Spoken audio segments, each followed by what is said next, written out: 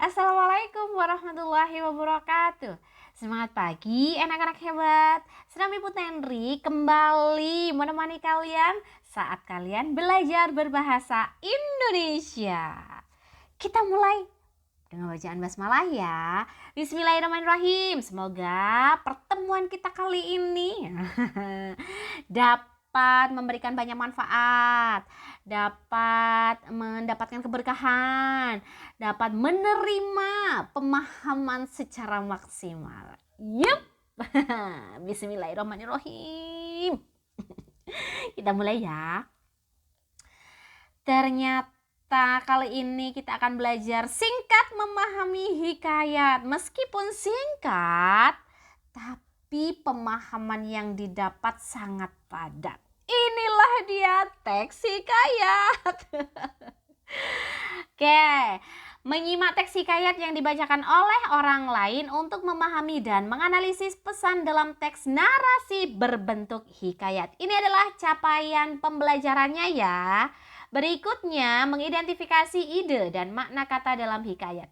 Ternyata ini dia tujuan pembelajaran kita kali ini loh, anak-anak hebat. Teks hikayat. Yang sudah pernah dengar istilah teks hikayat, mari mendekat. Apa sih teks hikayat? Tularkan virus positifnya untuk teman-teman kita yang lain. Benar, teks hikayat adalah salah satu jenis prosa yang di dalamnya ada cerita berlatar istana sentris, ada kemustahilan cerita, kemudian ada kesaktian tokoh.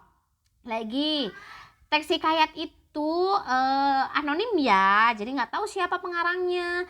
Disampaikan juga dari mulut ke mulut sehingga kita tidak tahu kebenarannya. Dan yang paling dominan itu adalah menggunakan bahasa Melayu klasik. Rinci sekali hari ini tentang teks hikayat. Yuk kita geser. Setelah mengetahui sekilas tentang apa hikayat, simaklah pembacaan teks hikayat berikut. Kemudian jawablah pertanyaan yang disediakan. Karena memang kita akan belajar singkat tentang hikayat, maka kita akan menemukan kira-kira metode apa sih sehingga kita bisa cepat untuk memahami sebuah hikayat. Ternyata agar memudahkan dalam mengidentifikasi ide dan makna kata dalam hikayat, kita menggunakan teknik adik simba. Adik simba itu apa, di mana, kapan, siapa, mengapa, dan bagaimana. Sudah ada teorinya di sini, mari kita aplikasikan. Anak-anak hebat, Bu Tenri pinjam untuk membacakan teks hikayat, yaitu hikayat Saijan dan Ikan Todak. Penggalannya saja ya, karena memang ini singkat. Alkisah, ketika laut tenang, seekor ikan besar tiba-tiba muncul dari permukaan laut dan terbang menyerangnya. Tanpa beringsut dari tempat duduk maupun membuka mata, Datu Mabrur menepis serangan mendadak itu. Ikan itu terpelanting dan jatuh di karang. Setelah jatuh ke air, ikan itu menyerang lagi. Arkian, penyerangan dilakukan berulang-ulang.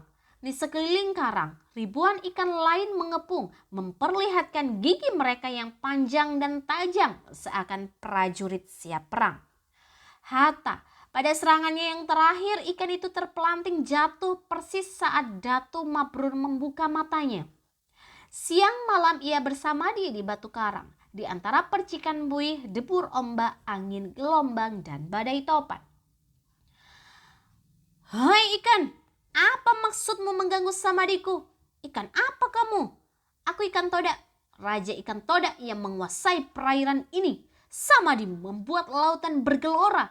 Kami terusik dan aku memutuskan untuk menyerangmu. Tapi engkau memang sakti, Datu Mabrur.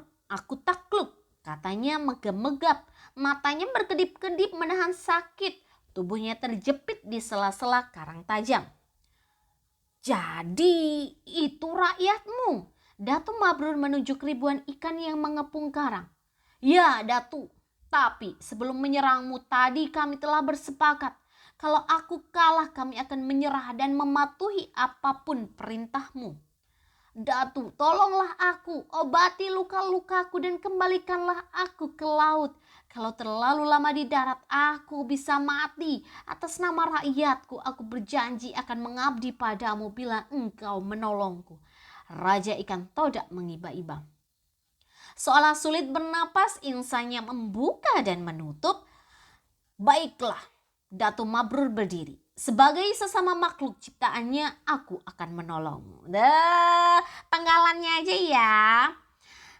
Kira-kira ada yang merasa kesulitan nggak ketika mendengar istilah bahasa Arkian? Bahasa Arkian tuh bahasa yang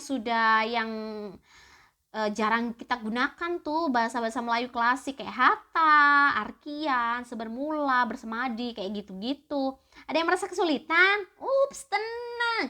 Kita akan memahaminya dengan menggunakan teknik adiksi Mbak. Lanjut. Apa penyebab ikan todak menyerang Datu Mabrur saat bersamadi? Jawabannya adalah samadi Datu Mabrur membuat lautan bergelora sehingga mengusik ikan todak dan rakyatnya. Di mana Datu Mabrur bersamadi?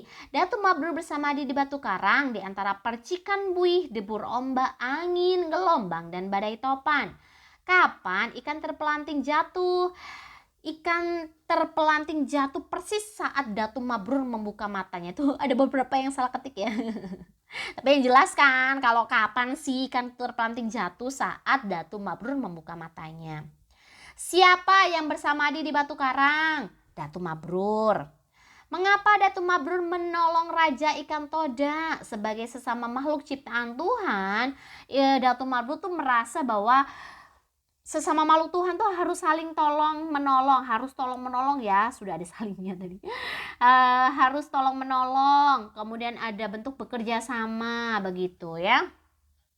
Bagaimana hubungan pesan moral yang disampaikan dengan kondisi masyarakat saat ini? Tuh, Bu Teni tadi sempat singgung ya, mengapa tadi menolong gitu. Karena memang ada pesan moralnya, yaitu pentingnya bekerja sama dan saling membantu. Hal itu ternyata masih berlaku hingga saat ini. Apakah kalian sering menolong teman, rekan yang merasa kesulitan? Kamu termasuk yang sudah menerapkan nilai-nilai moral ada dalam hikayat ini. Bagus. Berikutnya kita belajar tentang makna kata. Kalau makna kata ya berarti kita harus mengetahui kata-kata dulu ya. Kata-kata dalam Melayu klasik yang ternyata sudah bisa kita pahami dengan bahasa Indonesia ya. Contoh, arkian itu artinya kemudian, hata itu artinya lalu, bersamadi artinya bersemedi atau meditasi atau berdiam diri. Datu itu penguasa atau pemimpin atau raja. Sahaja artinya saja atau hanya. Wah, memang tidak terlalu banyak ya kosakata dalam bahasa Melayu klasik tadi dalam penggalan hikayat yang Bu Tenri bacakan. Untuk yang Bu Tenri sampaikan nih di layar nih ada beberapa saja yang mungkin itu kurang terbiasa terdengar di kalian ya. Oke. Hikayat sebagai bagian dari cerita rakyat tentu tidak lepas dari kehidupan masyarakat. Melalui kehidupan yang diangkat dalam cerita, hikayat menyajikan tak hanya hiburan, tetapi juga nilai-nilai kebaikan yang dapat diambil hikmahnya oleh pembaca.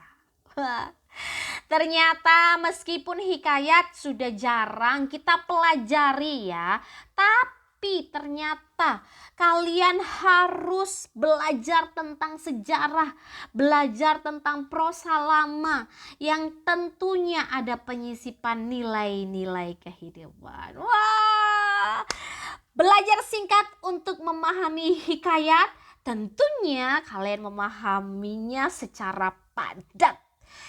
Gitu saja dari Bu Tenri. Alhamdulillahirrahmanirrahim. Semoga ini bermanfaat. Serambi Bu Tenri pamit. Wassalamualaikum warahmatullahi wabarakatuh.